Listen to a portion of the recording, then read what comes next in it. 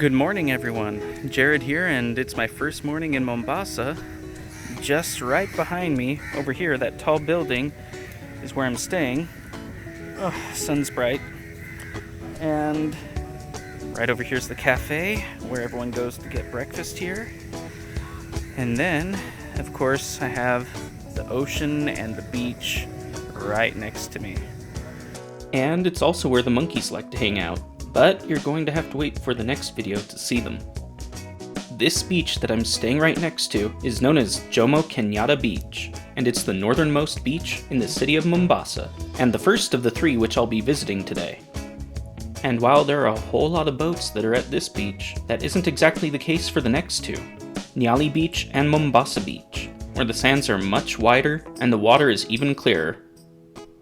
Now, prior to actually coming here, I never really thought of myself as much of a beach person. Most of the beaches that I'd experienced so far in my life were colder waters and less clear up in Northern California. You couldn't really find many palm trees at beaches there either. But here, they were aplenty, with coconuts hanging from the branches up above. And there are great restaurants by this beach as well. Shout out to Char Choma, where I celebrated someone's birthday party. If you really like meat and you have the chance to go here, I highly recommend it. Most of the boats that you see out in the water happen to be fishing boats, which all happen to come back before the sun rises, because it's around sunrise when the tide goes out. Also, really close to the beach, you'll find that there are people who are having fun and relaxing in all kinds of floating devices. And there are also some boats which offer to take people out to the ocean to go fishing with them for a small fee. As someone who's not particularly interested in seafood, I wasn't particularly keen on doing this kind of activity. But if you're someone who likes to get a fresh catch, cook it, and eat it yourself, then this is probably something you'd like to look into if you come to Mombasa. And even if I had wanted to go on it this day, I wouldn't have had the time, because right after this, I was going to be heading off to meet someone over at Nyali Beach. But in order to get there first, I had to use a type of transportation that was exclusive to the Mombasa area. This three-wheel vehicle that you see right here, that happens to be called a tuk-tuk. I'm inside my first tuk-tuk in Mombasa. Oh, it's the first tuk-tuk. Yeah. I'll admit it right off the bat, a tuk-tuk isn't exactly the safest driving experience, and it can be rather bumpy as well, although I think that's mostly due to the maintenance of the roads in the area. Tuk-tuks happen to be the cheapest way to get around town pretty much, and honestly, during the entire time I was in Mombasa, they ended up being the majority of how I decided to travel around the city, since just going from one side of the city to the other will pretty much just cost you around $10 US. But it wasn't too long of a ride before I ended up near the beach to meet with my guide for the day, who goes by the name of Godfrey. You're going to be seeing Godfrey a few times because in addition to the beach today, we're also going to be going around the old town in Mombasa together, just the day after tomorrow. And then we're going to be going to Wasini Island. I'm excited for that. I've never done it before, so Don't worry. I think I'll enjoy it. Yeah, you will. As soon as we stepped out onto the beach, Godfrey showed me where the lifeguard station was, and also where there were all kinds of circular tubes that people can go ahead and take out into the ocean. And as Godfrey started to show me around, I wanted to go ahead and get to know a little bit about Godfrey first. Oh, I've been a tour guide for about 4 years now, since 2017. I'm stationed at the fort for Jesus, it's my main station. Oh. Yeah, so I started as an intern there, then I became a tour guide. It is a passion for me in the tourism industry. Yeah. To go do, also I plan to go do the tourism. So I blended tourism and history, because I love history also. That's why I'm based in Fort Jesus. Basically, I will take myself as a historical guide, and also, in case anyone who needs help, I am open up to ideas of any experience. Yeah. So, which is your favorite beach maybe here? Mombasa. Mombasa Beach. We start at Nyali Beach, then we get to Mombasa Beach. Yeah? Sounds We're good. having a long walk. My favorite beach is Mombasa Beach. Mombasa Beach is good. Also Nyali Beach is good because it has a lot of local people and get to experience the local culture. How people get to swim. Unlike the States, in Africa, this is how we do it. Now, I can't exactly tell how it's different spending your time at the beach here in Mombasa compared to in the United States, since it wasn't something that I really did very often. but from my own experiences, I could tell you that the water is much clearer, and the beaches are much wider than they would be back home. Every once in a while, Godfrey would go ahead and point out some things that I wouldn't notice unless I was really paying particularly close attention.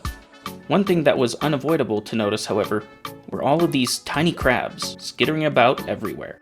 It would have been pretty much impossible to try to capture these little guys, since the moment you get close, they would go rushing into tiny nearby holes in the sand. But after walking to one end of the beach, we started to head back the other direction, talking about the things which I liked the most so far from my experiences traveling around Kenya, and particularly some of the foods. So it was rather appropriate that the next thing we ended up doing was going over to one of the stands, where we would go ahead and buy some chips. But these weren't just ordinary potato chips, they were cassava chips, and it was my first time having these as well. But if you're going to go ahead and eat something salty, it only makes sense to have something to drink to go with it. So our next destination was a coconut stand, where they cut open a fresh coconut for you to drink its juice. So now we're just relaxing for a moment, waiting to get our coconut juice, fresh from the coconut, so they're going to be cut in just a moment. I can't say whether or not this is actually how most people would go ahead and cut open a coconut normally. This guy was making pretty quick work of the coconut, and you could tell that he'd done this for quite a long time. And while he was cutting it, he asked me if I wanted to add sugar to the coconut water. So is it normal to add sugar to it? No, it's not normal. That's the natural taste. Yeah, that's what I thought. You just drink it the way it is. Yeah. In just a moment, he'd already opened up the coconut to a point where we'd be able to stick in a straw. And it was time for me to go ahead and give it a try. So this is my first time having coconut juice from a raw coconut. Not raw coconut, young coconut. Coconut juice is good. At this point, I was really starting to get comfortable while relaxing here at Nyali Beach. I could just relax with this breeze, just stay here the rest of the day. I'm good. But eventually, it was time to move on and see what the other beaches around here were like. And as you saw earlier, there are all kinds of activities that people are engaged in doing around this beach. I never really would have expected to see people playing soccer at a beach, since I'd assume it would be too hard to run around in all the sand. I am glad that I did not walk on this. Nyali Beach had turned out to have quite a bit of things to do. But the further down we went, there were definitely a lot fewer people here. Maybe we have reached the end of one beach. The Nyali Beach? Yeah. Let's look all the way back. That's Nyali Beach now. All the way back over there. I can't even really see where we started because it was all the way back around the corner. Alright, to Mombasa Beach. Now, if you're going to walk from Nyali Beach to Mombasa Beach, make sure you do it when it's low tide, because if you go around the time of day when we did, it is really slippery and you have to be extra careful. Along this path, we ended up seeing some pretty interesting looking resorts. And to be honest, I could completely understand why someone would want to go ahead and stay right on the beach at this kind of place. With an atmosphere like this all year round, I could understand why Godfrey liked to be at the beaches so much. Eventually, we found ourselves at Mombasa Beach, the last beach of the day. And it was here that I happened to notice there were a lot more shacks set up along the sides where you could buy all kinds of souvenirs. People were constantly waving at me trying to get me to go over to their shacks and see what wares they have. But that wasn't what I was particularly interested in doing today. Instead, I was at Mombasa Beach for one reason, which was this: the camels. I was going to be riding one of these in just a bit. And, full disclosure, it wasn't going to be my first time riding on top of a camel, but it was going to be my first time doing so at a beach.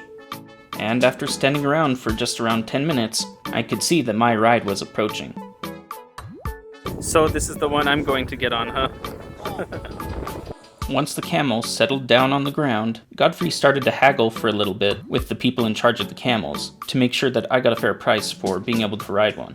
It's a pretty common thing for people to try to rip you off and make you pay more than what they would ask locals to pay for pretty much anything around Kenya. Riding on the camel wasn't exactly the most comfortable, especially as it jolted up from the ground, but I quickly got used to riding on it, and I have to say that I much prefer riding on a camel to riding on a horse. And if you're wondering why that is, when I voiced that same thought to Godfrey, he wanted to know why as well. So I proceeded to go ahead and tell him why. So about 10 years ago when I was Yeah. in Inner Mongolia, and that was the last time I rode a large animal. And that horse ride, I had a hat that flew off in front of my face, and it spooked the horse. Yeah. So the horse freaked out and started galloping. I tried to pull on the reins to stop it, but it didn't do that. And so I went into a ditch. Yeah. Right before I hit the ditch, I took my feet out of the stirrups What? because I didn't want to get dragged or something. Yeah. What would happen? So I ended up flying off the back of it when it went down into the ditch, and I landed on my back in at least a very soft grass, sandy area. And so that ended up being fine for me, although I was in pain for the next couple of days at least. Ah, that was bad. It was a bad experience for the horse. Yeah, so I think I prefer riding camels to horses because of that. Now I understand why. Now, although they look like they're pretty slow, camels can actually run up to over 20 miles per hour. Of course, this isn't anywhere near as close as racehorses that can get up to over 50 miles per hour, but you still wouldn't want to be riding on top of an animal that's sprinting. So I was rather grateful to have this guy handling the camel from the front, in case something caused it to go running wild like the horse experience I had in Inner Mongolia. In total, I was probably on the camel for around 15 minutes, before we went back to the original location and I got off. Overall, this proved to be quite a fun experience, and I recommend riding a camel on the beach to pretty much anyone who decides to come to Mombasa. So, once again, if you happen to be in Mombasa for some reason, I highly recommend that you spend some time at one of its beaches. Maybe even bring a pet along if you want, since it appears that they're allowed to be here as well. I'm sure that if you come here, you'll end up having a great time, whether it's playing in the water, in the sand, or just relaxing on the beachside. There are plenty of things for you to experience if you come to one of Mombasa's beaches. So that's going to be it for today's videos of the beaches. I hope you enjoyed it, and I'll see you and Godfrey again next time when we go to Fort Jesus. Old We'll do Town Fort in Jesus, Mombasa. Old Town in Mombasa, and we'll also wait for a day for snorkeling. Yeah. Yeah. Let's do it. See you next time. Thank you again for watching this video. If you liked it, please click the subscribe button down below and give the video a thumbs up. Also, please share this video as well as others from my channel to help this channel grow.